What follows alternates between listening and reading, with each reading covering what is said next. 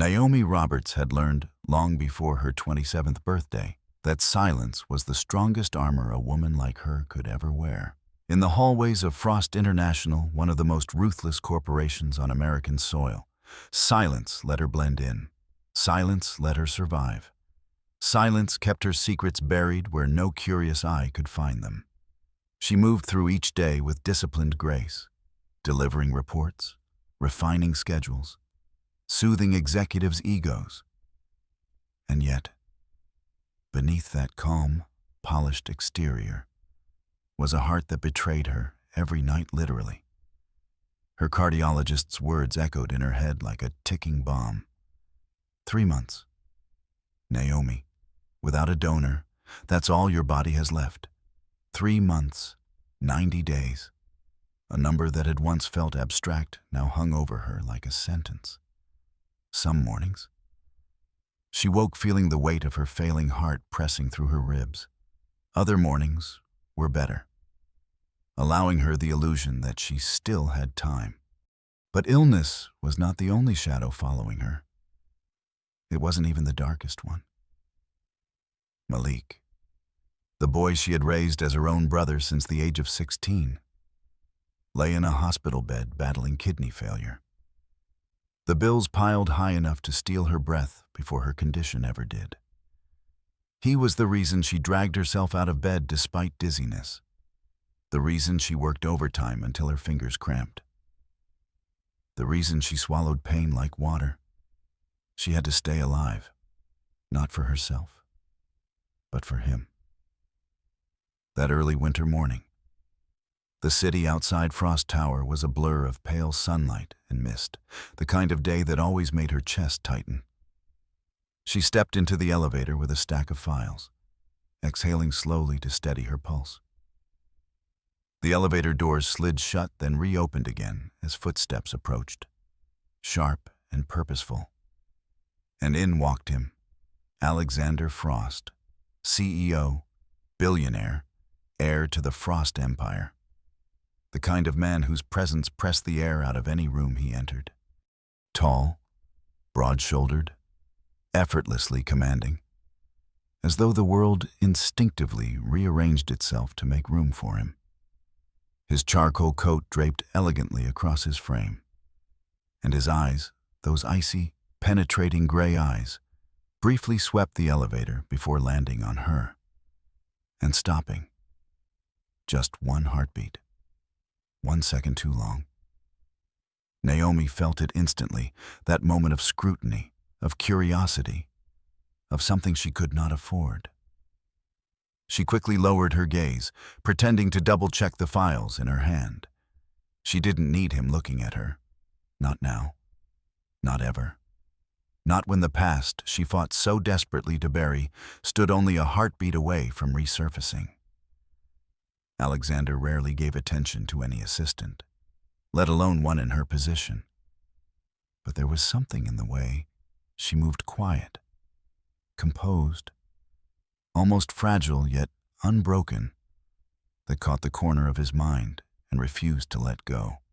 She could sense him observing her, as if he were trying to remember where he had seen her before. And though she kept her expression blank, a tremor rippled beneath her skin. She didn't want him curious. Curious men were dangerous. Curious, powerful men were fatal. When the elevator reached her floor, she quickly stepped out only to freeze when she saw a white envelope perched carefully atop her keyboard. Her name written in loops she once knew too well. Marcus Frost. Her stomach twisted. She hadn't seen Marcus in several months. Not since she'd ended the arrangement, a 5-year secret contract that had traded her body for his money. She had been 22, desperate, terrified, cornered by Malik's medical emergency. Marcus had been smooth-talking, persuasive, and overflowing with promises that had turned into chains disguised as luxuries. When she finally walked away, she took nothing, no penthouse keys, no credit accounts, no jewelry, no hush money, just freedom, bitter and fragile, but hers. Marcus responded as only a Frost heir could by lying to everyone, painting her as a gold digger, a manipulative seductress, a woman who used men and discarded them like wrappers. And yet, today, he had the audacity to send her a final gift. She opened the envelope with cold fingers. Inside lay a cashier's check for $50 million. She stared at the amount, a harsh laugh rising in her throat. $50 million for 5 years of being owned. $50 million for silence. $50 million for erasing her existence from the Frost family's history. Without hesitation, she tore the check in half and dropped it into the trash. It wasn't bravery, it was exhaustion. It was the knowledge that money couldn't fix a heart that was collapsing from the inside. It couldn't buy Malik a miracle either. She smoothed her blouse, inhaled deeply, and stepped into the hallway only to find Alexander Frost standing there. Again. He wasn't supposed to be on this floor. The executive wing was 9 floors above. Yet he stood a few feet away, hands in his pockets, gaze fixed on her as if she'd just done something extraordinary. "You just threw away $50 million?" he said calmly, though curiosity vibrated beneath every syllable. It wasn't a question, it was a challenge. Naomi's throat tightened. "How do you—" Alexander tilted his head. "Marcus left the envelope at reception. I was there. I saw the card." She stiffened. He stepped closer, not invading her space, but near enough that his presence felt like a shadow sliding over her skin. "Most people would kill for $50 million, he murmured. "But you discarded it as if it were nothing." She forced her shoulders back, forcing her voice to remain steady. "Freedom," she said quietly, "is not something you can buy." Alexander's expression shifted just slightly into something almost unreadable. Surprise first, then interest, then something darker, softer, lingering. "Is that what Marcus took from you?" he asked. The hallway felt suddenly too small, too warm, too dangerous. "Mr. Frost," she said softly but firmly, "this is not a conversation I'm willing to have." "Why?" His voice lowered. "Because it involves my brother. Because it involves me," she corrected. "And I prefer to keep my past buried where it belongs." Alexander studied her with unsettling intensity, as though trying to peel back layers with nothing but his gaze. She could feel it, his need to understand her, to decipher why she carried herself with such quiet dignity after surviving something that would have broken others. He wasn't used to women who didn't seek his approval, who didn't tremble under his power or cling to his influence. She wasn't sure which unsettled him more, her defiance or her fragility. "Tell me something, Ms. Roberts," he said after a moment. "Why leave Marcus without taking anything? Because nothing he offered was worth the price." She replied, "And I will not negotiate my worth again. Not for him, not for anyone." Something flickered in Alexander's gaze, a flash of admiration he didn't bother to hide. "That," he said quietly, "is rare." Naomi felt heat rise in her cheeks, an emotion she didn't want, didn't trust, didn't need. She stepped back. "I have work to do." But Alexander moved subtly into her path, not blocking her, but silently asking her to pause. "There's something about you," he murmured, more to himself than to her, "that I can't quite categorize. And I don't like not understanding things. I'm not a puzzle for you to solve." She snapped softly, but enough to surprise him. Instead of irritation, The corner of his mouth lifted the slightest fraction, a hint of a smile, a dangerous one. "Perhaps," he said, "but I want to understand why a woman who is clearly drowning still refuses a lifeboat." His words hit her like a blow. He had no idea how close they struck to the truth. No idea of the heart ticking down inside her chest. No idea that she was clinging to her final months with trembling fingers. She swallowed hard. "Maybe," she whispered. "I'm afraid of the cost of being saved." The smile faded. His eyes sharpened, and for the first time, the great Alexander Frost didn't look like a man surveying an employee. He looked like a man seeing a woman who intrigued him in a way he wasn't prepared for. "I don't buy that," he said. "I think you've simply forgotten what it feels like to be fought for." Naomi froze. Fought for. No one had fought for her since Malik was a child, clutching her hand in the dark. "Mr. Frost," she breathed. "Please step aside." Alexander held her gaze 1 second longer than necessary, then he moved. But as she walked past, she felt his voice brush her ear, low and certain. "Freedom isn't bought with money." "Ms. Roberts," he said softly, "it's bought with courage, and you have more of it than anyone I've ever met." Her heart stuttered. Pain flared beneath her ribs. Not now. Not in front of him. She quickened her pace, disappearing into the office before he could see her falter. Alexander remained where he stood, staring at the doorway she vanished through, a crease forming between his brows for the first time in years. Someone had unsettled him, and he had no idea why. But he intended to find out. And that was the beginning of her newest danger. Not Marcus, not the illness devouring her from within, but Alexander Frost, the man who didn't yet know he was already stepping into the center of her collapsing world. And that he might be the only one strong enough to catch her when she finally fell. The announcement came on a gray Monday morning, when the sky over Manhattan hung low and heavy, almost mirroring the silence that swept through Frost International's executive atrium.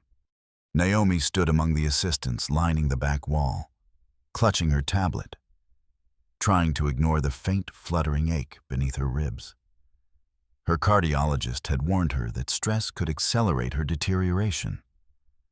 But working inside the Frost Tower meant stress wasn't just expected, it was woven into the very walls. She'd survived worse. She would survive this meeting too. Or so she thought. The board members took their seats, and one of the directors cleared his throat before speaking into the microphone. "Effective immediately, Frost International will appoint an interim CEO during Mr. Alexander Frost's transition into overseeing global operations." The murmurs began before he finished, ripples of speculation traveling between executives. Naomi kept her gaze lowered, but her pulse quickened when she felt the air shift, felt Alexander himself enter the room and take his place at the head of the long obsidian table. He didn't look at her. He didn't have to. She'd grown far too aware of the weight of his presence. The director continued. "We welcome Ms. Isabella Miller." The doors opened, and heels clicked sharply against the marble floor. The woman who entered was stunning in a clinical, dangerous way, like something carved from ice rather than born of flesh. Pale skin, steel blonde hair pulled into a severe twist, a fitted charcoal suit that looked as unforgiving as she did. She walked not with confidence, but with entitlement, as though the entire room had been temporarily loaned to her. Isabella's gaze swept the table, assessing each executive with a subtle curl of her lips. And then, unexpectedly, Her eyes landed on the assistants in the back and stayed. Right on Naomi. A flicker of recognition, or perhaps judgment, passed through Isabella's eyes. "You?" she said suddenly, pointing with a manicured finger. "Your name, Naomi," forced her voice not to waver. "Naomi Roberts." Isabella's expression didn't soften. Not even by a fraction. "I've reviewed your personnel file. The resignation request you submitted last Friday has been denied." A hush fell over the room, not because an assistant's resignation was consequential, but because the delivery had been so blunt, so public, so clearly intentional. Naomi felt something twist inside her. Shame, frustration, fear she couldn't untangle them. "Miss Miller," she began quietly. No need to elaborate," Isabella interrupted. "Frost International does not approve resignations without adequate notice, nor do we accommodate vague personal circumstances without proper documentation. You will remain in your role until further evaluation." Naomi's breath caught. She needed that resignation. She needed time to care for Malik. She needed time to breathe, literally. But Isabella moved on, as if Naomi were nothing more than a line item on a spreadsheet. The meeting proceeded, voices blending into background noise as Naomi stood frozen in place, her heartbeat thudding unevenly. She tried to swallow, but it felt like her throat was closing. Isabella's voice echoed faintly. "You will remain in your role." It wasn't merely a command, it was a steel trap. When the meeting ended, she turned to slip away before she drew any more attention. But Alexander's voice cut through the crowd, low and deliberate. "Ms. Roberts?" Her spine stiffened. She turned slowly, and there he was, Alexander Frost, approaching with determined strides. His expression unreadable, but intense enough to make her pulse stutter. He stopped in front of her. "You're trying to leave Frost International." His tone wasn't accusatory. It was personal. Too personal. Naomi steadied herself. "I submitted a request." "Yes, and you didn't think to discuss this with me first?" Her breath caught. Since when did her decisions affect him? Since when did her leaving matter to the man who ran an empire? "I didn't think it concerned you," she managed. The storm brewing in his eyes darkened. "It concerns me." He took a step closer, lowering his voice. "What's the reason?" Naomi hesitated. She couldn't tell him about her failing heart. She couldn't tell him about Malik. Those truths would make her vulnerable in a way she refused to be. "Personal reasons," she whispered. "Personal," he repeated, as if tasting the word. "Is that enough to abandon the career you've built here? Enough to walk away without even trying to negotiate something better?" She felt her composure cracking. "With all due respect, Mr. Frost, not everyone has the luxury of negotiating their life circumstances." He scanned her face, searching for the part she wasn't saying out loud. And he found it. She knew he did. His voice softened. "What are you not telling me?" She stepped back. "Nothing that involves you." But the look in his eyes said he didn't believe her. And somehow, that frightened her more than anything Isabella had said.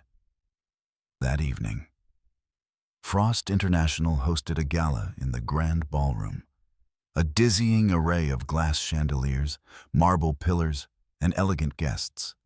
Naomi had been assigned to help coordinate logistics, which meant weaving through the crowd, adjusting schedules, and dodging the stares of people who had heard Marcus's rumors about her.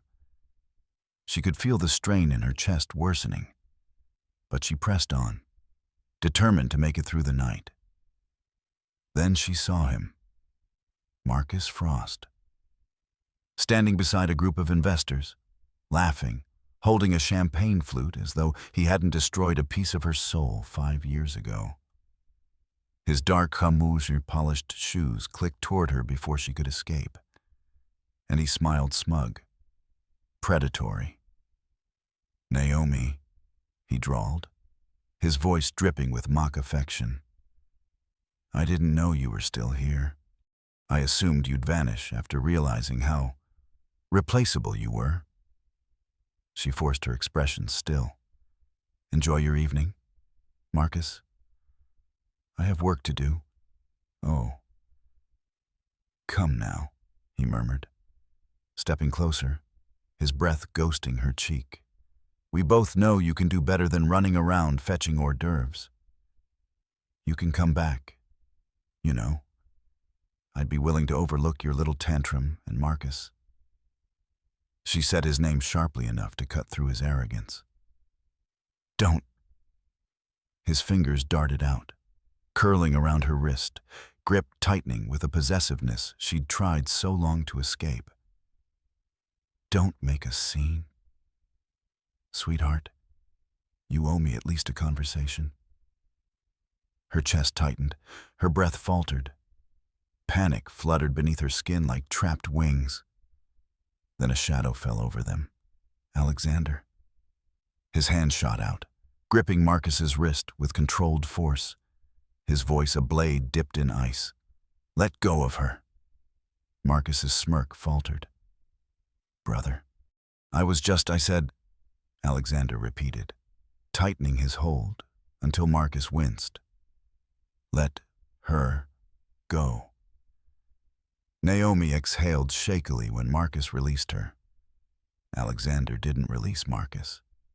He leaned in, his voice a whisper just sharp enough for both of them to hear. "Touch one of my employees again, and I'll take more from you than a contract." Marcus scoffed, but there was fear beneath the bravado. Overdramatic as always. "Alex, you really should relax." Alexander didn't blink. "You don't deserve the air you breathe around her." Marcus raised an eyebrow. "Around her? Since when do you care so much? Walk away," Alexander ordered. This time, Marcus obeyed. When he disappeared back into the crowd, Alexander turned to Naomi. She expected him to be angry, or concerned, or demanding answers. Instead, he looked haunted, as though something about the sight of Marcus touching her had carved a gash straight through him. "What did he do to you?" Alexander murmured. Naomi looked away. "It's none of your concern." 5 years, he whispered. Whatever it wasn't nothing. His voice softened, almost breaking at the edges. "I should have known. I should have noticed." She froze. "Why would you notice anything about me?" His answer was soft, aching, and entirely unexpected. "Because I've been noticing you for a long time." Her heart lurched, both from the emotion and the physical strain. "Mr. Frost," she began, her voice trembling. "Alexander," he corrected gently. She swallowed. "Please don't do this. Do what act like I matter to you." He stepped closer, his eyes locked onto hers with a seriousness that stole her breath. "You do matter, more than you should." Her pulse stumbled. The world seemed to tilt. "But you don't know me," she whispered. His jaw clenched, his voice low. "That's the part that bothers me most." For a moment, she wanted to let herself lean into those words, to imagine what it would feel like to be wanted by someone like him, not owned, not pitied, but wanted. But the truth pressed against her ribcage. Cold and merciless, she was dying. And someone like Alexander deserved more than a woman with an expiration date carved into her heart. She forced herself to step back. "Whatever you think you know about me, you're mistaken." Alexander didn't move. His gaze didn't waver. I don't believe that. Believe it anyway, she whispered, turning before he could see the pain in her eyes. As she walked away, Alexander watched her go, with a look she couldn't interpret, part frustration, part longing, part something far deeper, something dangerous.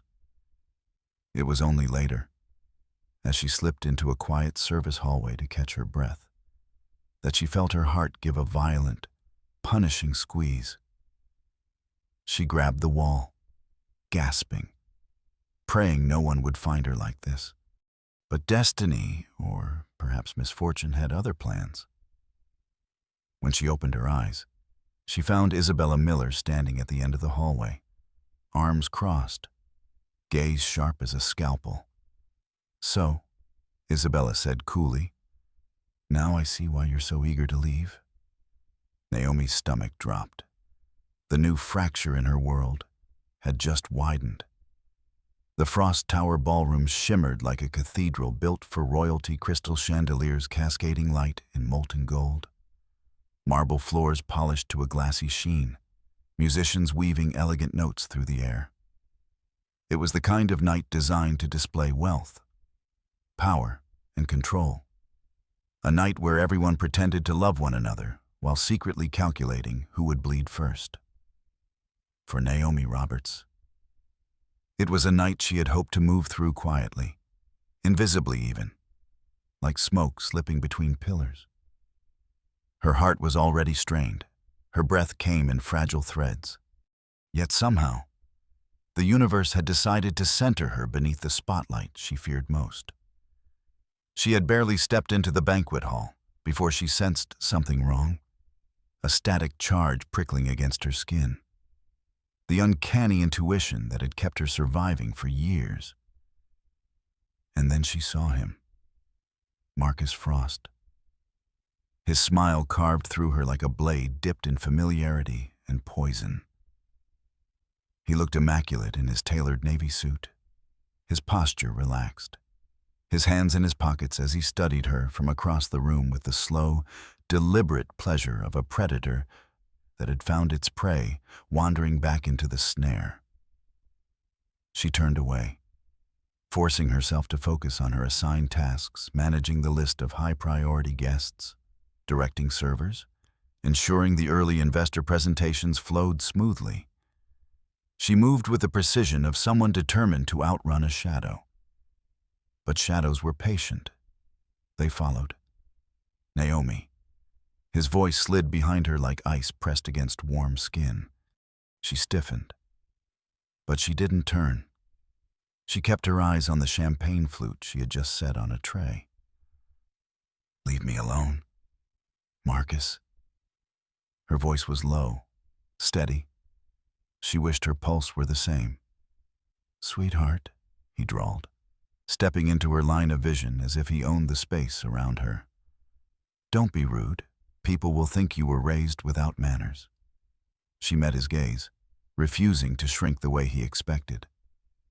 "I was raised without money, not without dignity." He laughed loudly, cruelly, intentionally drawing attention. A few nearby guests looked over, their brows arching with curiosity. Marcus always knew how to exploit an audience. "Oh, please," he sneered softly, leaning closer. "You think dignity fed your brother? Dignity kept you alive? Don't rewrite history. I know every inch of your survival." She felt her lungs constrict, and you exploited every inch of it. For a brief moment, something flickered behind his eyes. Irritation, maybe guilt. But then it vanished beneath a polished veneer of arrogance. "You should be thanking me. Without me, you'd be done listening." She cut in, stepping aside. He moved with her, blocking her path, lowering his voice into a venomous whisper. "If you walk away from me again, I'll remind everyone here why you were in my penthouse for 5 years. I'll remind them of the things you begged for." Her breath faltered not in fear, but in the kind of anger that threatened to collapse her self-control. She stared him down, fury trembling inside her chest. I begged for my brother's life, and you turned it into a leash. Marcus smirked, delighted by her reaction, still so dramatic. He grabbed a glass of champagne from a passing tray, thrusting it toward her. Drink, relax. Try to act like someone who belongs here. She saw the faint cloudiness at the bottom of the glass. Marcus had always been bold, but this was reckless even for him. I'm not drinking anything you hand me. Well, that's unfortunate. His fingers tightened around her arm, squeezing hard enough to bruise. Because I wasn't asking. The room felt suddenly distant, muffled. Her heartbeat thundered in her ears, memories clawed up from darker nights. And for a moment, Naomi felt herself slipping back into the cage she thought she'd shattered. But she didn't break. She lifted her chin. I don't belong to you anymore. Marcus's smile was a razor. You don't belong to anyone. Before she could respond, his grip tightened. But then everything happened at once. A hand larger, stronger, clamped around Marcus's wrist and wrenched it away from her. The breath she'd been holding escaped as she turned and found Alexander Frost beside her. His jaw clenched, his eyes dark with a fury she had never seen in him before. Let go of her, Alexander said, voice low enough to vibrate through bone. Marcus blinked in mocking surprise. Brother, always dramatic, aren't we? Alexander didn't humor him. He twisted Marcus's wrist just enough to make him wince. I'm not going to repeat myself. The tension crackled between them, two sons of a dynasty at war, one with entitlement, the other with something far more dangerous purpose. Marcus laughed again, but this time it wavered. Fine. He jerked his arm free. No need to make a scene. You made one the moment you walked toward her, Alexander said. And then his hand slid to Naomi's lower back, firm, protective, infuriatingly intimate as he guided her out of the small crowd forming around them. The warmth of his palm through her dress ignited something she wasn't ready to name. When they reached a quieter corner, he turned her to face him. His breath brushed her cheek warm, steady, grounding. Are you all right? She wanted to say yes, but she couldn't lie to the one man who somehow saw through her better than she wanted him to. I'm fine, she whispered, though her voice betrayed her. His fingers curled gently around her arm, right where Marcus had grabbed her. He hurt you. It's nothing. It's not nothing. His jaw tightened. From now on, no one touches you. No one. Not without your permission. She froze as his last word echoed inside her. Your permission. But it was the other word, the one he didn't correct, that stole her breath. He'd said it earlier, and he hadn't corrected himself now. The thought unraveled her. Before she could respond, one of the senior managers approached, asking for assistance in the VIP lounge. It gave her an escape she desperately needed. She slipped away from Alexander's hand, ignoring the instinctive ache it caused. She needed distance, just for a moment, just enough to breathe. The VIP lounge was quieter, dimmer, filled with understated luxury rather than ostentatious grandeur. Naomi stepped inside, adjusting her composure, her armor, before approaching the section her manager had indicated. A tall man stood near the balcony doors, reviewing a packet of documents. His presence radiated calm authority, not loud or proud like many of the Frost executives, but effortlessly steady. He had dark brown hair, broad shoulders, and when he turned toward her, his deep brown eyes were warm, almost painfully familiar. Naomi stopped breathing. Her fingers loosened, and the stack of folders slipped from her grasp, scattering across the floor. The man blinked, startled. "Are you all right?" But Naomi couldn't respond. Her throat tightened as her mind screamed a name she had buried in grief. Matthew, Matthew, Matthew.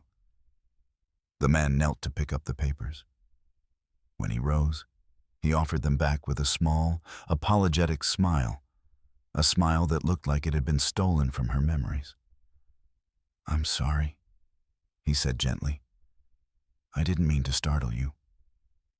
Her lungs burned. His voice, God, it was the same cadence, the same softness, the same upward tilt at the end of each sentence.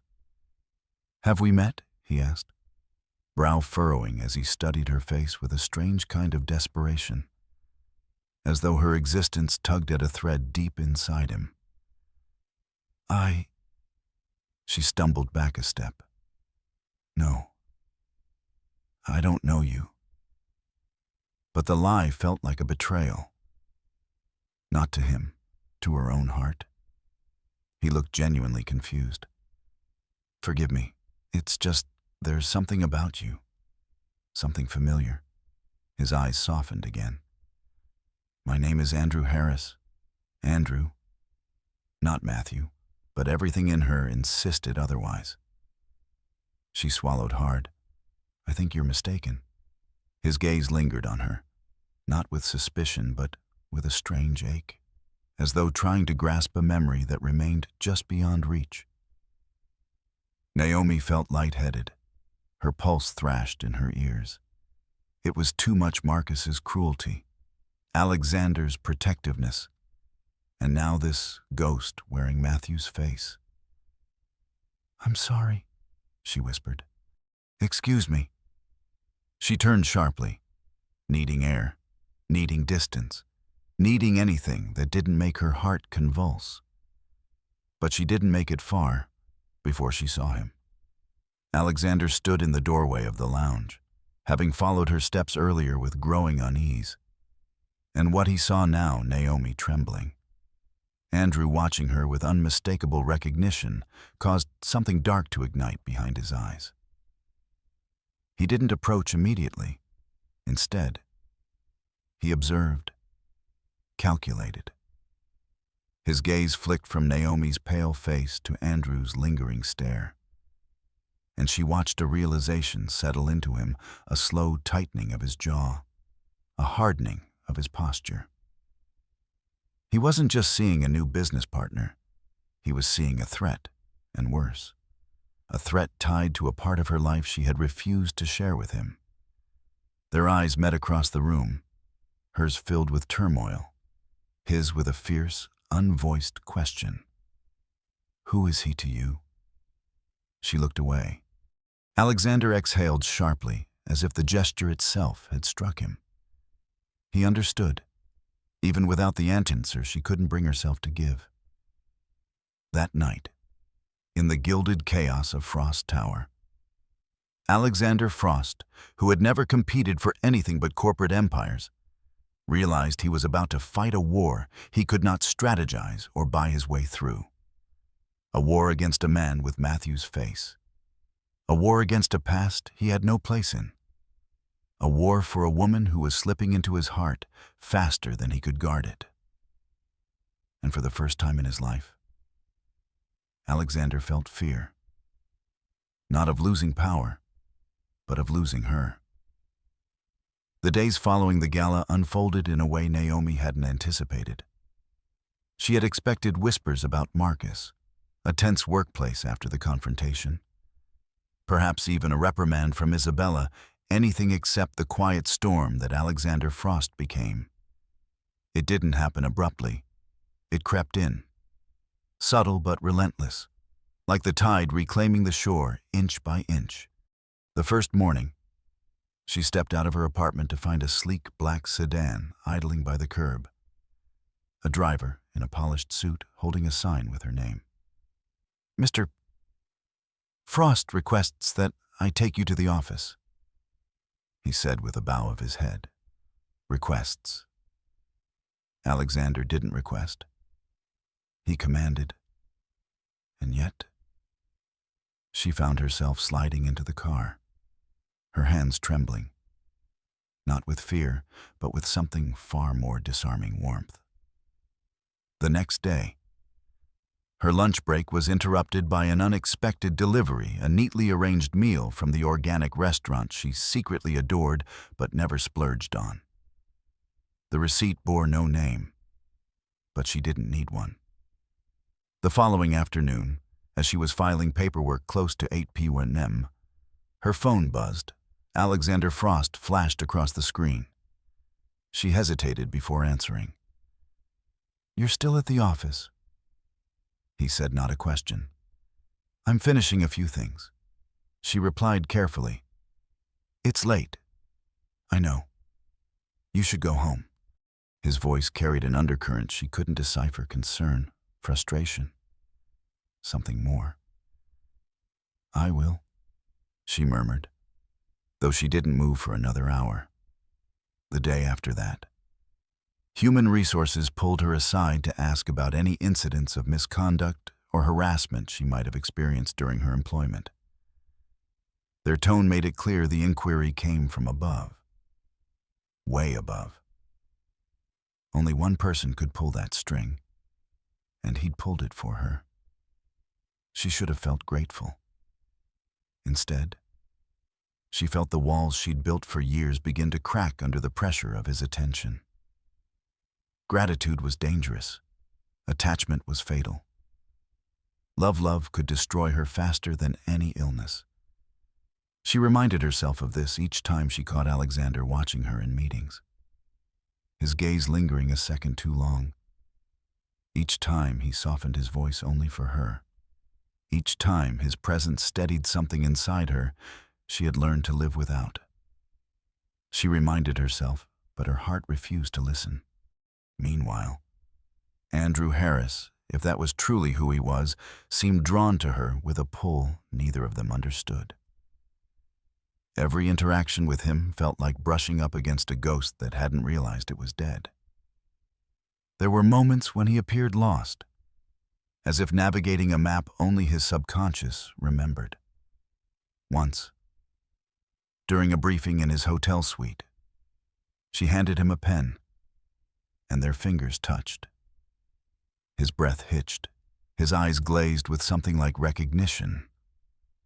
"I'm sorry," he murmured, but his voice trembled as though an earthquake had cracked through him.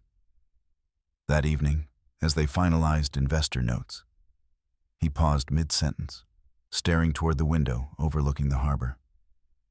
"It's strange," he said quietly. "When I look at the ocean from this height, I feel déjà vu, like I've stood beside someone here before. Someone important." Naomi's heart clenched. He continued, "And when I look at you, I feel it again." She stepped back as if burned.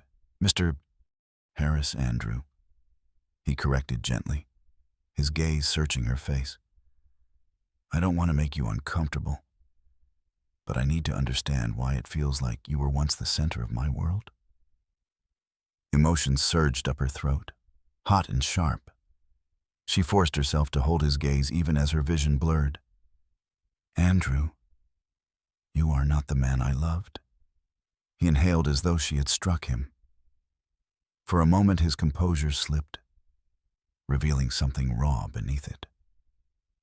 "I see," he whispered, though his eyes contradicted his words, filled with hunger for a truth he couldn't grasp. She turned to leave before the tears could fall, but she wasn't fast enough to avoid the silhouette standing just outside the door. Alexander. She hadn't heard him arrive, but the expression he wore made her stomach drop. Stiff shoulders, clenched jaw, a quiet devastation flickering across his eyes before he masked it beneath iron control. He didn't say anything. He didn't have to. He had heard everything. That night, unable to breathe under the suffocating weight of memories and expectations, Naomi wandered to the harbor. The wind cut through her coat, filling her lungs with cold air that made her chest ache sharply. The sea below crashed in restless waves, echoing the turmoil inside her. She hugged her arms around herself, as though she could hold her breaking heart together. She didn't hear footsteps approaching, not until his voice drifted behind her. "I knew I'd find you here." She closed her eyes. "I needed space. You needed somewhere to hurt where no one could see." His tone wasn't accusing, it was achingly tender. She turned slowly, and there he was. Hands in his pockets, coat fluttering in the wind, hair tousled by the sea breeze. But it was his eyes that undid her gray. Intense, and burning with emotions she'd been trying so hard not to acknowledge. "Alexander." She breathed, unsure whether it was a plea or a warning. He stepped closer. "If your past is tearing you apart, let me be your present." Her lips parted, but no sound came out. He inched closer still, stopping only when his breath mingled with hers. "I heard what you said," he murmured. To him, shame rippled through her. "I didn't mean for you to, I know," he said softly. "But I can't pretend it didn't affect me." His jaw flexed, like he was fighting an internal war. "I don't know who he was to you, and I won't ask. But I do know what I want." She swallowed hard. "Alexander, I'm not asking you to love me," he said, voice husky with honesty. "I'm asking you not to disappear from my life without giving me a chance to matter." The wind roared between them, but neither moved. "You don't understand," she whispered, tears finally spilling over.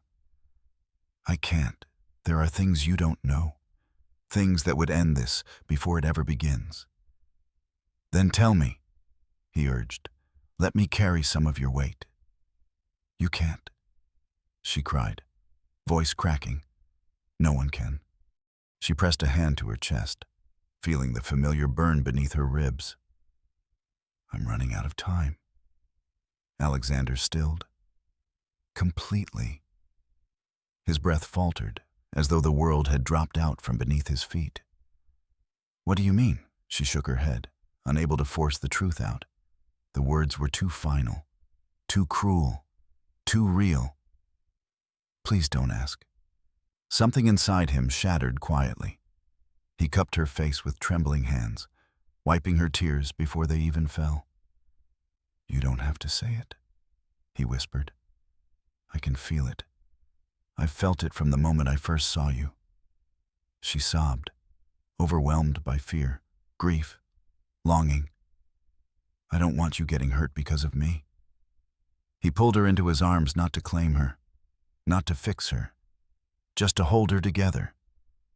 Her cheek pressed against his chest, feeling the rapid, desperate thud of his heart. "Naomi," he murmured into her hair, voice breaking. "I don't care how much time you have left. I'm not going anywhere." She clutched his coat, trembling. "I don't know how to let someone love me without breaking them." "Then don't carry that burden alone," he whispered fiercely. "Break me if you must. But don't walk away." She cried harder, burying her face into the warmth of him. She had felt alone for so long, so unbearably alone. But now, wrapped in his embrace, she felt something she thought she'd lost forever. A reason to hope. "You're not alone anymore," Alexander promised, tightening his arms around her as though anchoring her to him. Not now, not ever. She didn't answer. She couldn't. But she didn't let go. And for that night, for that fragile, stolen moment, she allowed herself to believe him. The call came just past midnight.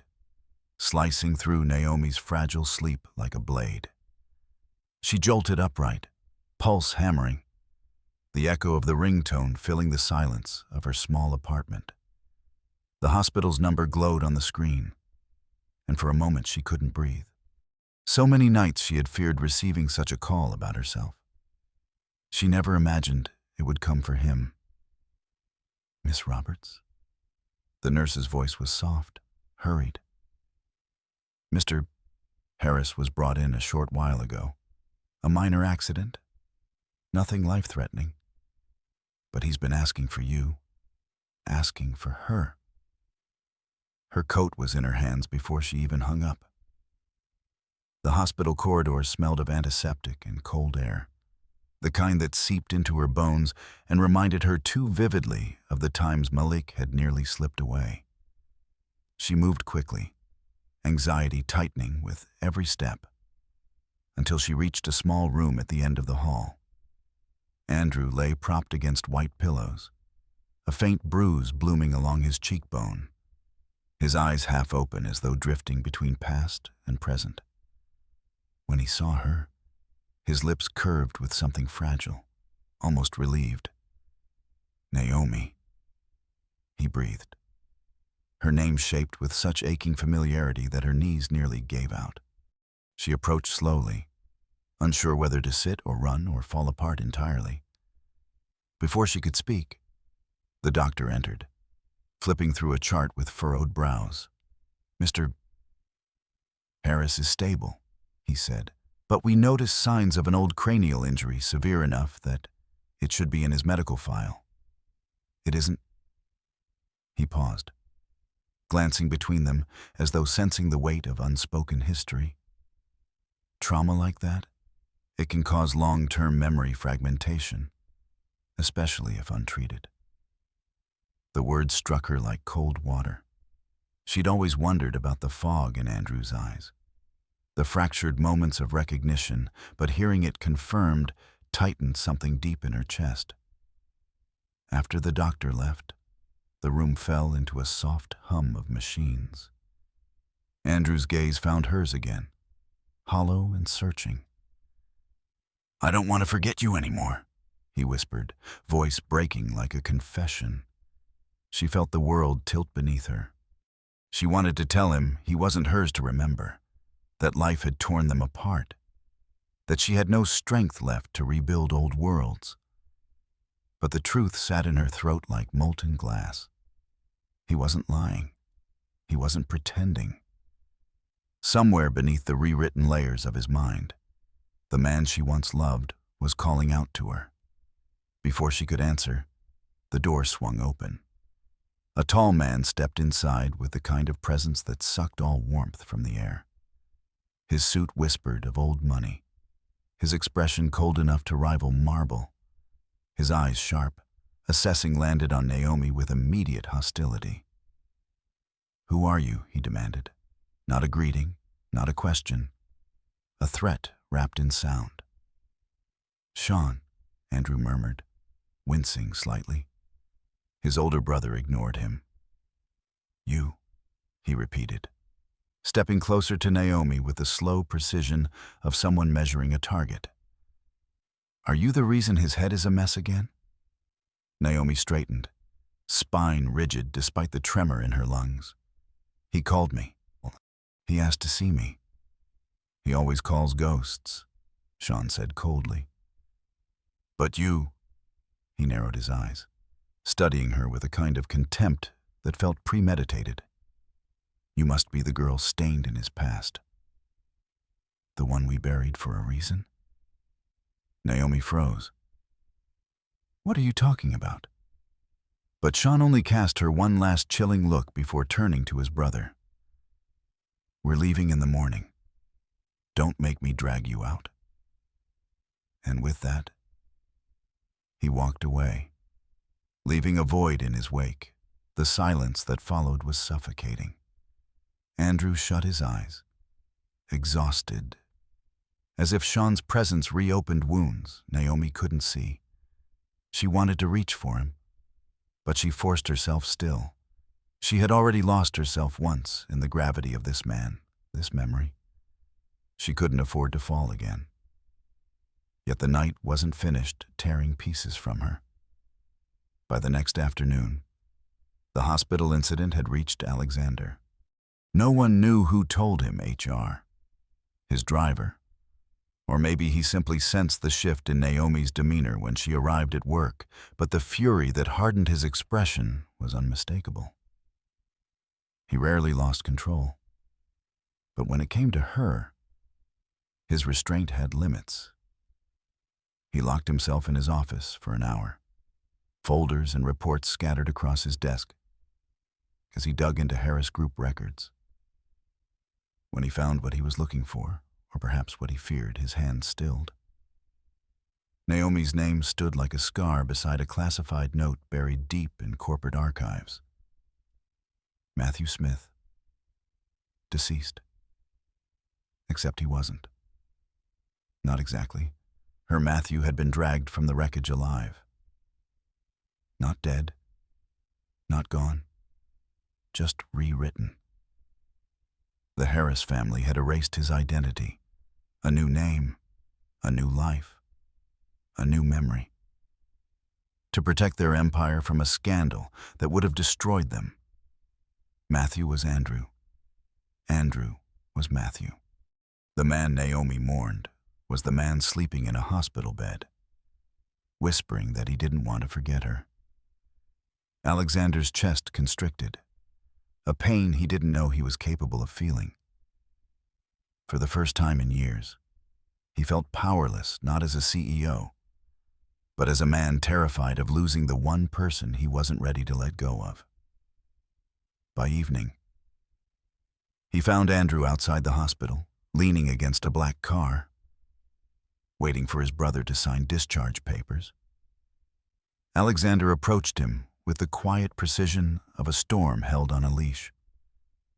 Andrew looked up, surprised but not intimidated. "Mr. Frost, you and I need to speak," Alexander said. His tone colder than the winter air. Andrew didn't move. About what Alexander stepped closer. Eyes like gunmetal. About Naomi. Something flickered in Andrew's face. Wariness, pain, recognition. "Is she all right? She will be," Alexander said sharply. "As long as you stay away from anything that could hurt her." Andrew tensed. "I would never hurt her." "You already did," Alexander hissed. "Years ago. And now you're back without even knowing the damage you left behind." Andrew's jaw hardened. "If you're worried about her feelings, that's between me and her." "No," Alexander clipped. "Her safety is between me and you." The two men stood inches apart, the air thick with rivalry, grief, and something darker. Andrew broke the silence first. "Do you love her?" Alexander's breath stilled not because he didn't know the answer, but because it felt too raw to speak aloud. "Enough," he said, voice low. "To risk everything I am." Andrew looked away, his throat working as though swallowing something painful. "Then we're more alike than you think," he murmured. The admission struck both of them differently but deeply, because beneath their warning stares and clenched fists, they understood one truth neither of them wanted to face. This wasn't business. This wasn't rivalry. This was war fought not with contracts or mergers, but with the pieces of their hearts neither man knew how to protect. Between them, the battle for Naomi's heart had begun, and neither intended to lose. The week that followed blurred into a punishing haze, stress sharpening like glass beneath Naomi's skin, exhaustion blooming in bruised shadows beneath her eyes. The quiet war between Alexander and Andrew carved invisible fractures through her already fragile heart. Marcus's threats lingered like storm clouds, waiting to break. Isabella pressed her harder at work, demanding perfection at a time when Naomi could scarcely stand without the world tilting. Each passing day felt like a countdown she could no longer slow. By the time the major bidding conference arrived, a defining event for Frost International, Naomi had slept barely 2 hours, her breaths shallow, her chest burning with an ache she pretended not to feel. Makeup couldn't hide the pallor beneath her skin. Her hands shook as she held the microphone. Yet she forced herself to continue. This was the life she had fought to keep. The life that kept Malik alive. The life she refused to lose, no matter the cost. But her heart had reached its limit long before she admitted it. The lights above the stage shimmered too brightly. The faces in the crowd began to smear into indistinct shapes. A ringing sound filled her ears, drowning out her own voice. She blinked, steadying herself, gripping the podium until her knuckles turned white. The words she had rehearsed dissolved mid-sentence. Something inside her chest tightened sharp, merciless, absolute. Then, the world dropped. Gasps echoed across the hall as the microphone clattered to the floor. Chairs scraped back. Someone shouted for help. But Naomi didn't hear them. She felt only a cold rush, and then nothing. Before her body hit the stage, Alexander was already moving, shoving through stunned executives, ignoring security, reaching her with a desperation he didn't bother hiding anymore. He caught her limp form in his arms and lifted her as if she weighed nothing. Her head fell against his shoulder, her breaths faint as threads. Panic, real and raw, surged through him like wildfire. "Naomi," he whispered harshly, his voice cracking under its own weight. "Look at me. Open your eyes." But her lashes remained still. He ran through the hall, down corridors, past crowds who parted at the sight of the frost air carrying a woman like a fallen angel. His heart thundered with the terror of a man who had never known fear until she gave him something worth losing. At the hospital, chaos erupted around them. Doctors rushed her away on a stretcher. Alexander tried to follow, but a nurse pressed a hand to his chest. "Sir, please wait outside." He might have broken every rule, every boundary, every wall to reach her, but now he could do nothing. And for a man like him, that was agony. Minutes blurred into hours until finally, a physician stood before him, fatigue lining his face. "Her heart condition has worsened significantly," he said. "Without a transplant within the next few weeks, she won't survive." The words detonated inside Alexander, hollowing him from the inside out. Power meant nothing in that sterile white hallway. Influence meant nothing. He would have signed away every asset he owned, every future he planned, every breath left in him if it meant saving hers. But none of it mattered. Money couldn't force a heart to appear before he could speak. Andrew arrived breathless, pale, eyes wide with fear. The moment he heard, he swayed as though struck. "Where is she?" he demanded, voice trembling. And when the doctor repeated the prognosis, Andrew's hands clenched at his sides. "There has to be a donor. There has to be." "We're searching," the doctor said gently. "But time is limited." Andrew turned to Alexander, desperation carved into every line of his face. "I found a potential lead," he said, voice breaking. "Someone the Harris Group has been screening. I'll pay for everything, whatever it costs." His sincerity was undeniable. But Alexander's fury ignited like a blade drawn too quickly. "She doesn't need your guilt," Alexander snapped, stepping forward. "And she doesn't need charity from a man who doesn't even know how many times he's broken her." This isn't charity, Andrew shot back, anger and anguish battling in his eyes. I'm doing this because because you, what Alexander demanded, you barely remember her. You don't even understand the damage your family inflicted. Andrew didn't flinch. I don't need perfect memory to know I care for her, he said quietly. But his voice carried a weight that silenced even the doctor. I can feel it, in pieces or whole. I love her, before and now.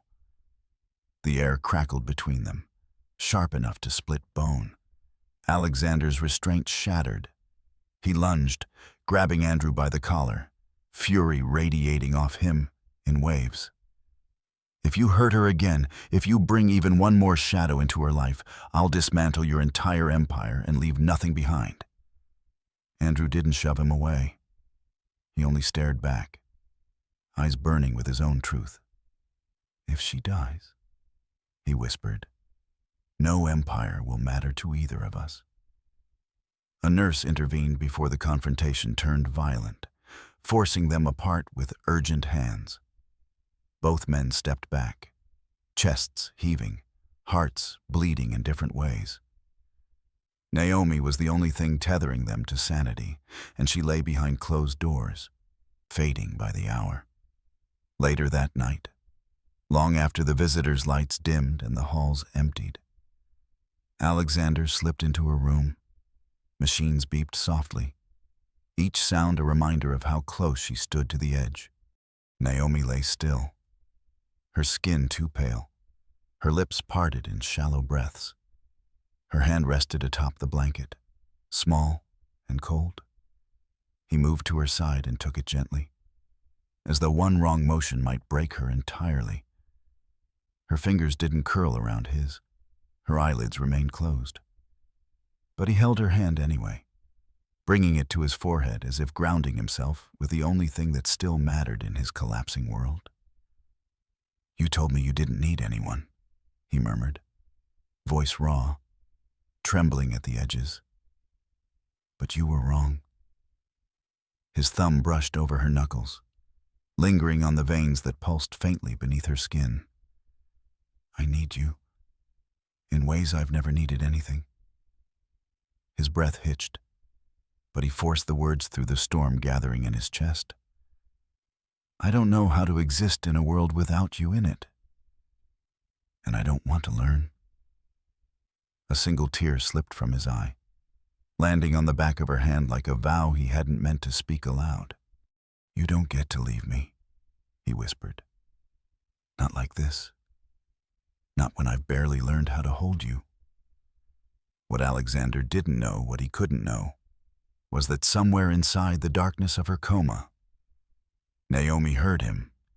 His voice curled through the fragments of her consciousness like a warm hand brushing through shadows, pulling her closer to the surface.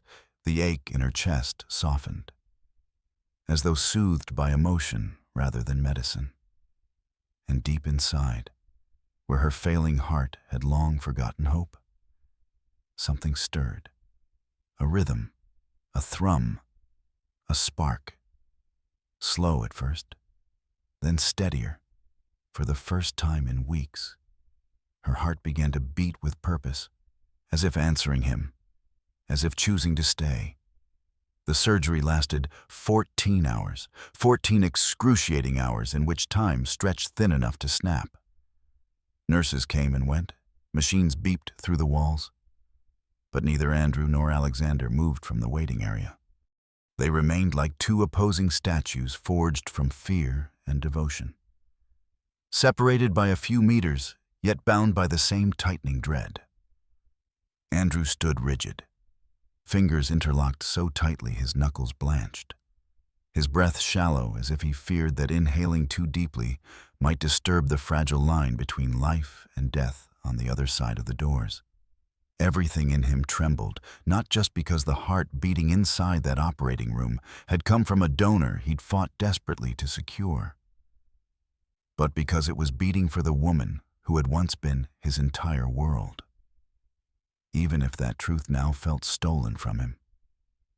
Alexander stood farther down the corridor, but his composure was no greater. His suit jacket was discarded. His tie loosened as though he had wrestled with air until it choked him. Every few minutes he glanced toward the operating room doors, jaw clenched, eyes burning with a silent plea he would never voice aloud. He was a man who had commanded empires, silenced rivals, bent reality to his will. But none of that mattered now. Power couldn't force a heart to take. Money couldn't stitch life back into a body that had chosen to leave. Love was the only thing he had left.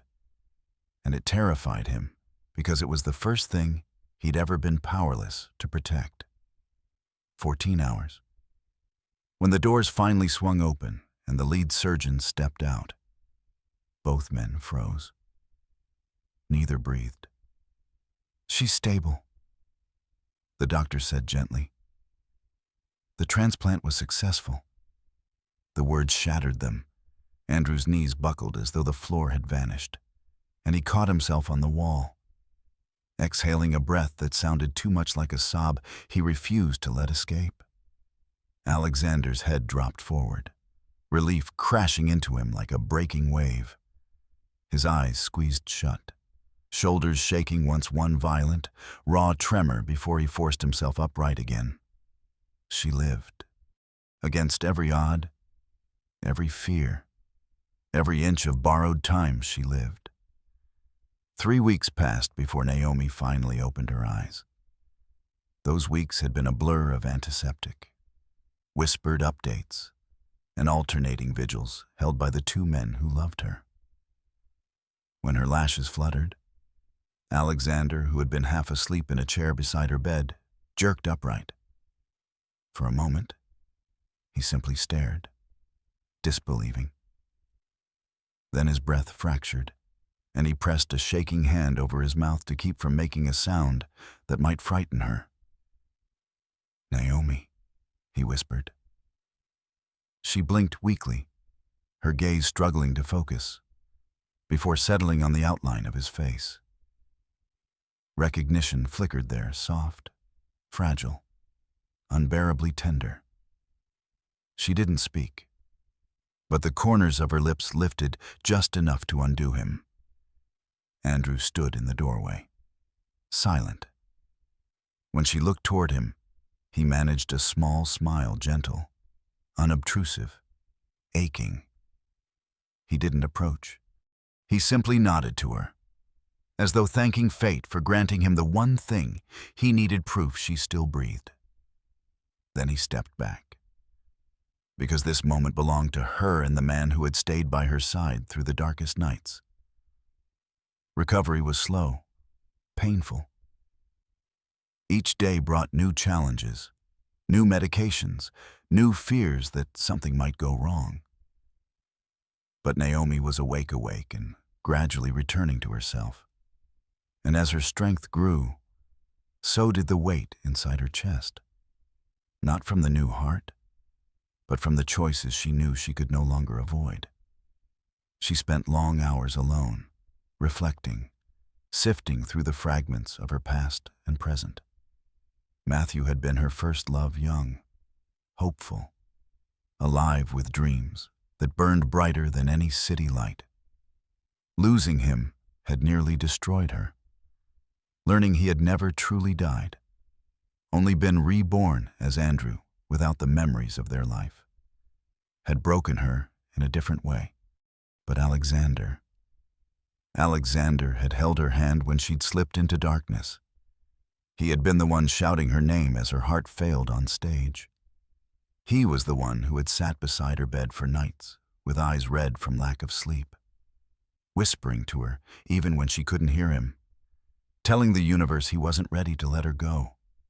Love from the past, love in the present. She didn't yet know which one defined her future, but she knew which one had kept her alive. One afternoon, sunlight poured through the hospital windows like warm gold spilling across her sheets. Alexander appeared in the doorway, hesitating as though unsure if he still had the right to enter. She couldn't help but smile faintly. "Come in," she said softly. He stepped to her bedside. Eyes full of worry he still didn't know how to hide. "I don't want to push you," he began, his voice low and uneven. "I don't want to rush you or burden you with what I feel.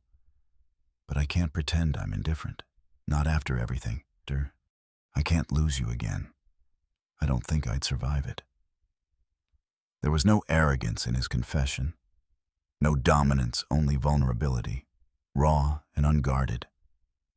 It was the first time she'd ever seen Alexander Frost tremble.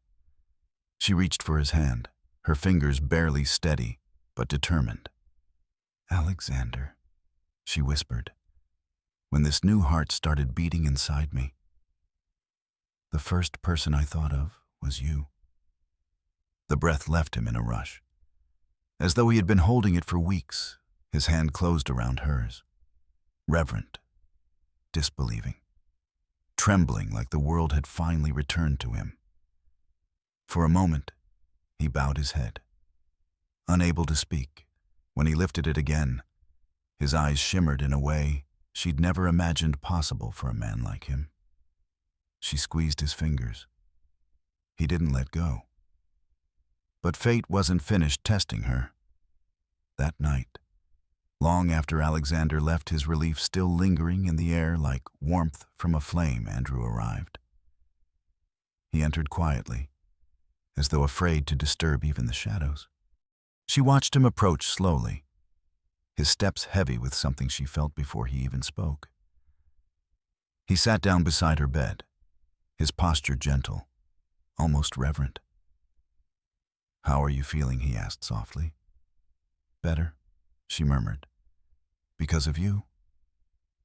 "No," he said, shaking his head. "Because you fought. Because you always fight." Silence stretched between them, not uncomfortable but thick with memory, real and imagined. Finally, he exhaled, bracing himself. "Naomi, may I ask you something?" Her heart thudded painfully.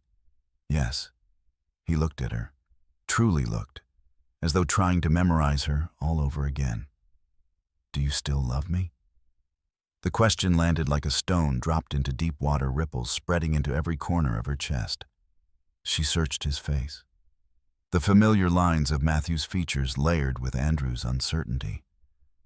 She saw the boy she had once loved.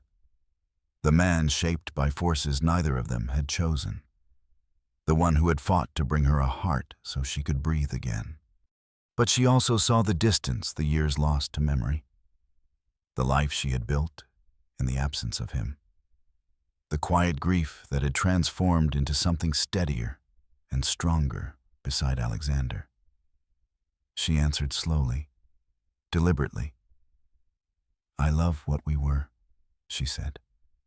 "I love the memories we made. They were beautiful and painful and unforgettable. But the present and the future, my heart doesn't belong there anymore." Andrew's breath shuddered, a fragile tremor that cracked the composure he fought to maintain. One tear slipped down his cheek, tracing the edge of a smile that wasn't quite a smile. Then he whispered, voice trembling, "Let me step back with dignity, not as a rival, not as a ghost, but as the man who once loved you with everything he had, even if he can no longer remember the details." She reached out, touching his hand gently. "Thank you," she whispered, "for loving me then, and for letting me go now."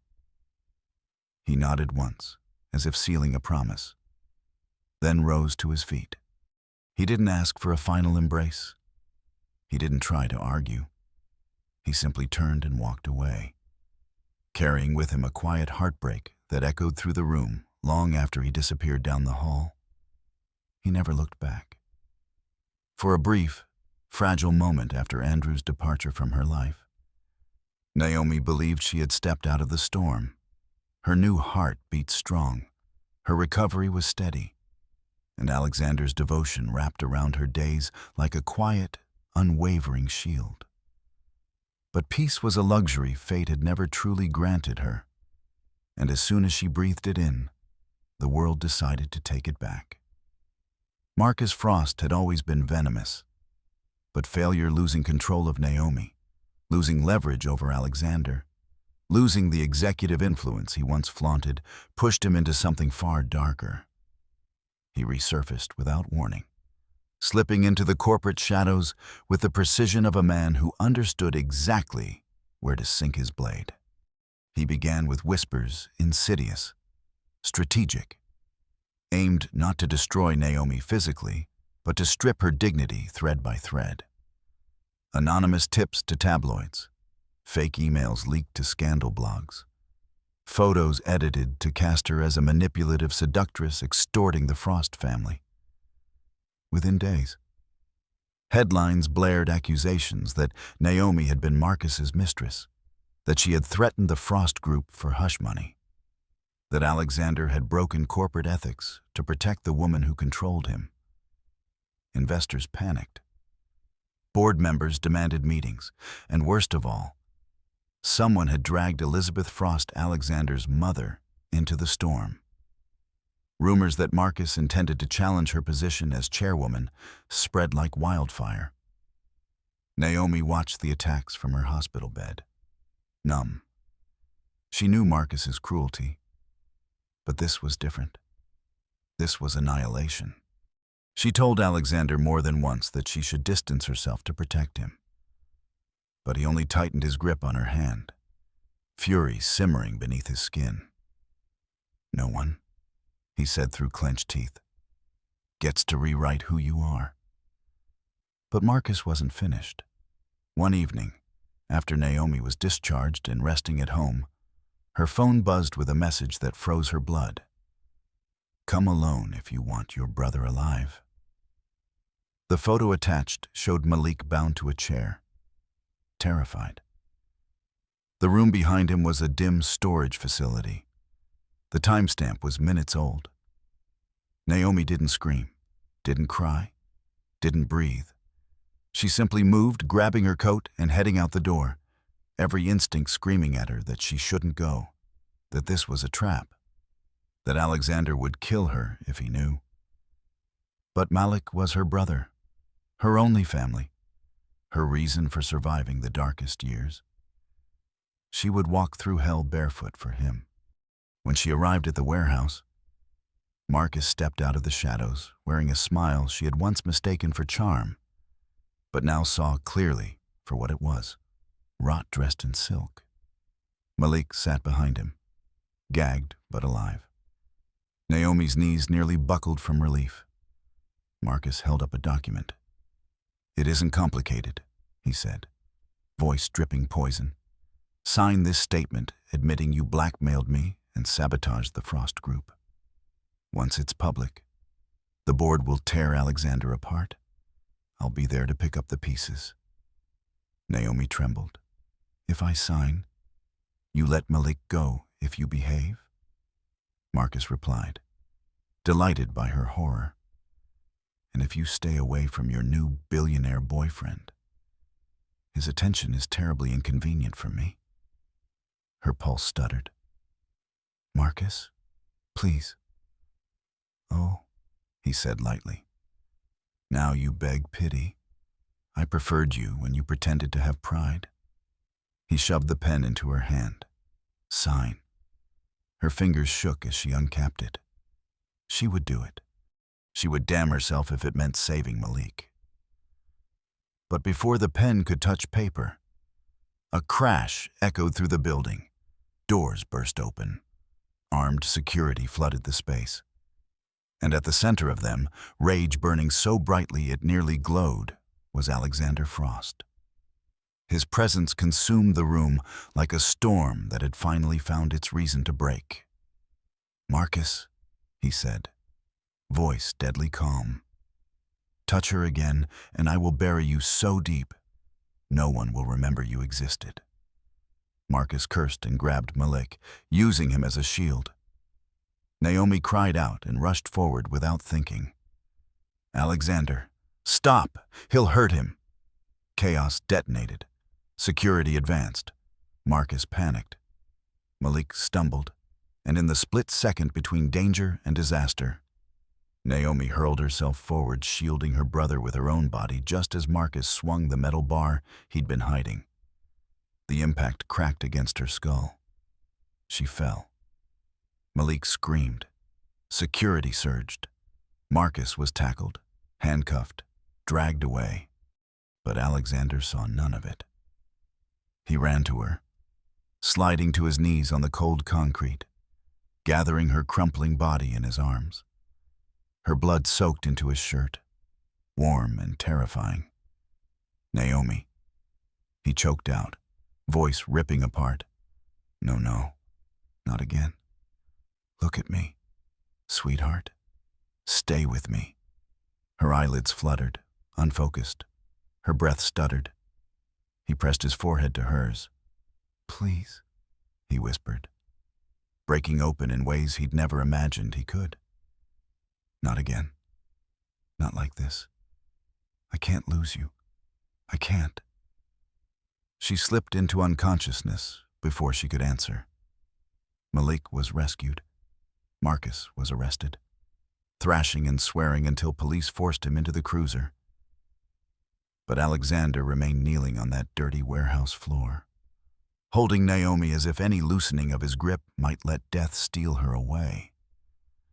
When the ambulance arrived, he refused to let anyone else carry her until the paramedics insisted. Hours later, in the hospital, the doctor finally emerged with a soft exhale. "The head trauma isn't life-threatening," he said. "She needs rest, weeks of it. She'll be weak, but she'll recover." Alexander collapsed into a chair, hands covering his face.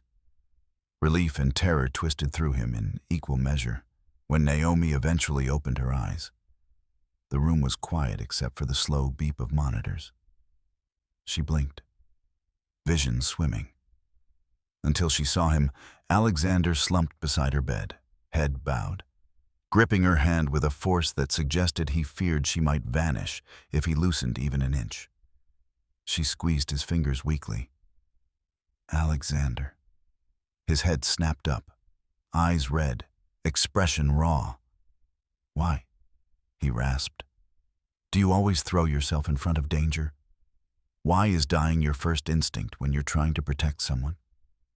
She managed a faint laugh, wincing at the pain in her skull. "Because you always choose life for me.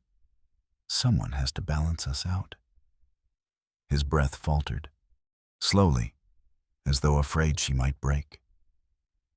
He leaned forward until his forehead rested gently against hers.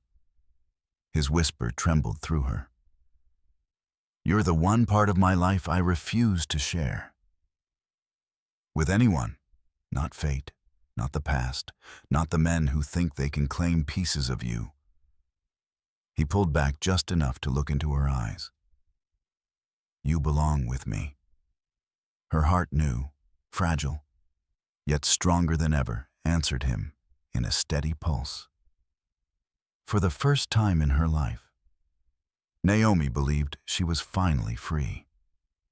Not because danger was gone, not because the past had been erased, but because she had chosen her future and the man willing to fight every battle for it. A year passed. Soft as breath and fierce as rebirth, Naomi sometimes traced her fingers over the faint scar beneath her collarbone. The mark that reminded her she had died once and come back with a destiny she never expected. Her new heart no longer felt foreign. It pulsed inside her chest with confident rhythm. A steady drum that carried her through mornings filled with purpose and nights filled with a love she had once thought impossible. She stood taller now, walked stronger, breathed deeper. She lived. The Frost Heart Foundation, an idea she had timidly shared during her recovery, had grown into a global charity supporting low-income patients with heart disease. And somehow, because life had a strange, poetic way of circling back, she found herself serving as its executive director. Every day, she stepped into the glass-walled office overlooking Manhattan, not as a frightened assistant hiding her illness, but as a woman who had transformed her survival into something powerful. She gave hope because she had once lived without it. She gave life because someone else had given her one. Alexander changed too, though he denied it whenever she teased him. He still exuded authority wherever he went, the cool, precise command of a man who shaped empires with the force of his will. But there was softness now, a warmth that flickered whenever he looked at her. The world still called him ruthless, intimidating, untouchable. But to Naomi, he was the man who carried her from a collapsing stage, who whispered to her unconscious body that he couldn't exist without her, who stayed beside her through every sleepless night of recovery. With her, he was gentle in ways he had never known he was capable of. She was the only place where he put down his armor. People whispered about them at every gala, every board meeting, every charity event.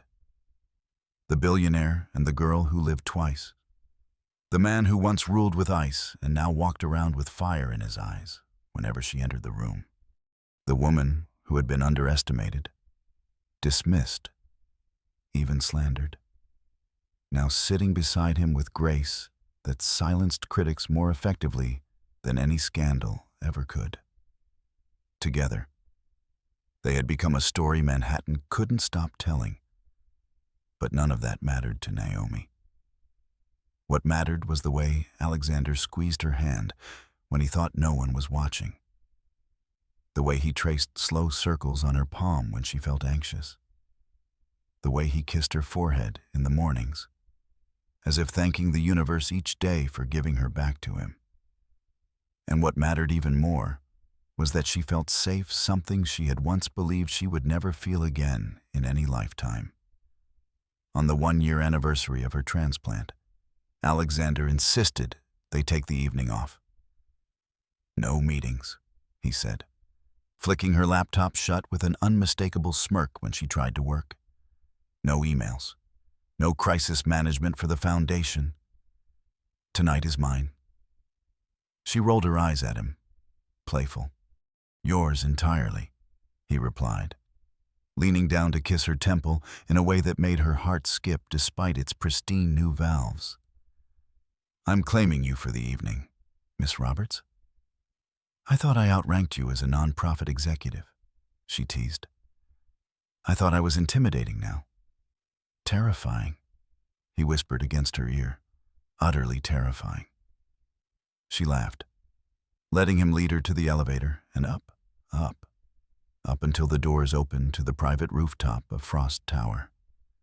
Manhattan stretched beneath them in shimmering waves of gold and blue. A breathtaking world of lights humming like a living heartbeat. Wind rippled through her curls, lifting them as though the sky itself was reaching for her.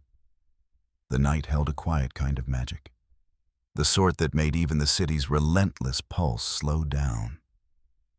She turned to him, her lips parting in wonder. Alexander, what is all this a reminder? He said softly. He stepped closer, the city reflecting in his steel-gray eyes like constellations. That life can rebuild itself. That hearts can, too. She blinked, breath catching, because she knew he wasn't talking about surgery. He was talking about himself, about how she had changed the architecture of his world. He reached for her hand, lifting it as though holding something fragile and irreplaceable. Naomi, he began, voice low but unwavering. I spent most of my life thinking I didn't need anyone, that wanting someone would make me weak, that love was a luxury for other people. He exhaled, shaking his head as if at the man he once was. But then you came into my world, silently, almost invisibly, and suddenly everything made sense. Everything fell apart. Everything rebuilt itself. Her chest tightened, not with pain, but with the overwhelming fullness of being truly seen. He stepped back a single pace. The wind hushed. The city lights flickered. And then slowly, deliberately, Alexander Frost went down on one knee. Naomi froze. For a moment, time held its breath. She felt her heartbeat in her throat, in her wrists, in the tips of her fingers, felt the echo of the past year flash through her, the faint hospital lights, the trembling confessions, the night he begged her not to leave him. And now he was kneeling, the most powerful man she'd ever known, looking up at her with eyes soft enough to unravel every defense. He opened a small velvet box, revealing a platinum ring shaped like a delicate circle of light. No diamonds, just a single white sapphire carved into a heart-like silhouette, cradled by metal that seemed to glow from within. Simple, pure, eternal. "Naomi," he said, voice steady despite the emotion trembling beneath it. "I once had everything, but none of it meant anything. Not until I found the one person who made me want to be better than the man I was, better than the legacy I inherited. You didn't save my life in some dramatic way. You saved it simply by existing in it." Her vision blurred. She didn't try to stop it. He lifted the ring slightly, the metal catching the moonlight like a promise. "You gave me your trust, your strength, your heart, both the old one and the new. And now I'm asking for something I never thought I'd deserve." His voice quieted. "Be my future. Be my family. Be my home." Her breath shattered. Tears spilled. She covered her mouth with her hand, overwhelmed by the sheer truth of it. "Alexander," she whispered, barely able to speak. He gave a small, hopeful smile, the kind so rare and raw, she wanted to frame it somewhere only she could see. "Say yes," he murmured. "Make me the happiest man in this brutal, beautiful world." She didn't need to think. Her heart reborn, resilient, hers answered before her mind did. "Yes," she breathed, tears falling freely. "Yes, Alexander. Of course it's yes." The sigh he released sounded like a man finally allowed to breathe after a lifetime underwater. He rose, slipped the ring onto her trembling finger, and pulled her into his arms in one fluid motion, holding her as if terrified she might disappear in a flutter of wings. Fireworks exploded across the sky, painting the night in cascades of gold and crimson. They dazzled the city, but none of it compared to the brightness inside her chest. Naomi leaned into him, her cheek against his shoulder, feeling his heartbeat against her own, steady, strong, perfectly aligned. She was alive. He was hers, and for the first time, the world felt exactly right. Below them, Manhattan sprawled like a field of 1,000 pulsing lights, each one a reminder of the millions of hearts beating in this sprawling, indifferent city. But two of those hearts had found each other in the most unlikely of circumstances. Two hearts that once lived in separate worlds now beat in one rhythm. The heartbeat of a woman who had stood at death's edge and walked back toward love. The heartbeat of a man who had feared loving anyone more than himself until she rewrote his entire existence. The heartbeat of two souls stitched together, not by destiny, but by choice. The billionaire's lost heart finally found its home.